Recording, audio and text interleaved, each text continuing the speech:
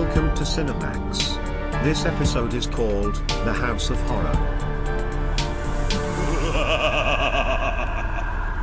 Number 1. House of Wax. The 1953 version was the first color, 3D, feature film from a major American studio. Premiering 2 days after the film, Man in the Dark, which was the first major studio black and white 3D feature. In 1971, House of Wax was widely re-released to theaters. This again occurred during the early 1980s.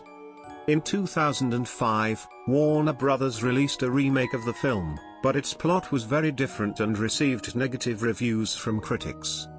This was actually the second remake of this story, as the 1953 classic itself was a remake of a film from the 1930s. So, this is how each film scored.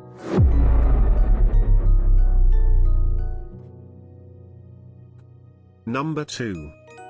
House on Haunted Hill.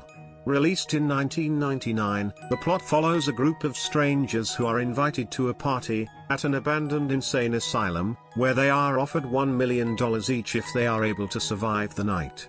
It is a remake of the 1959 film of the same title, starring Vincent Price, who also played the role of a professor in The House of Wax in 1953.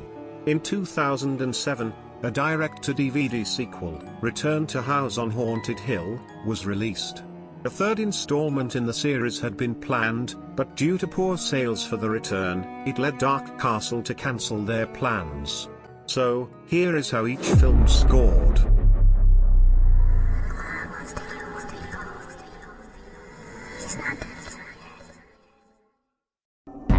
Number 3. Director Rob Zombie conceived this film while designing a haunted house attraction, The House of 1,000 Corpses. Released by Lionsgate Entertainment, in April 2003, Lionsgate were the first to take on the project, after many companies had refused to release the film. The film opened in second at the box office, behind the comedy film Anger Management. Despite receiving a poor response from critics, it went on to gross $16 million worldwide. Since its release, the film has achieved a cult following, was developed into a haunted house attraction for Universal Studios, and was followed by 2 sequels, The Devil's Rejects, and 3 from Hell. These films are now known as the Firefly series. Let's see how each film scored. Number 4. House of the Dead. An adaptation of the arcade game, produced by Sega. There are multiple games, and these are the films we found. The first film was released in 2003 and received mostly negative reviews. A sequel, also known as Dead Aim, was released 2 years later. In 1932, a film called The House of the Dead was released, which isn't part of this franchise as Sega did not produce the game until 1996. However, a third film originally titled House of the Dead 3 had been discussed since mid-2006.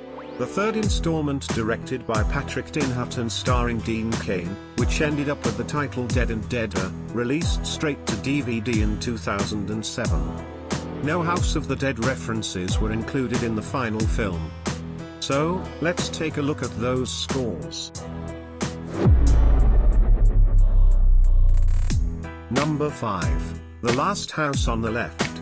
A 2009 revenge horror thriller film, directed by Dennis Iliadis, and written by Carl Ellsworth and Adam Milica. It is a remake of the 1972 film of the same name. The film follows the parents of Mari Collingwood, who attempt to get revenge on a group of strangers, led by a man named Krug, that have taken shelter at their home during a thunderstorm. The original from 1972 happens to be Wes Craven's directorial debut. The film was released theatrically in the United States on August 30, 1972, and was a major box office success, grossing over $3 million domestically. Although its confrontational violence resulted in it being heavily censored, and sometimes banned in other countries, the film was still generally well received by critics.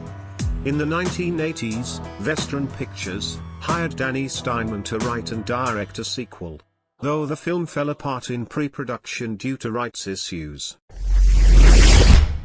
So, there we have our 5 entries. As each entry contains more than one film, we have taken the best 2, and assigned scores to each based on the points earned. This is how each entry scored. 5, 4, 3, and 2. Making our House of Horror House of 1,000 Corpses. Well, that concludes this episode. Thank you for watching. If you have enjoyed this video, please click subscribe, and we will see you again soon, on Sinnermax.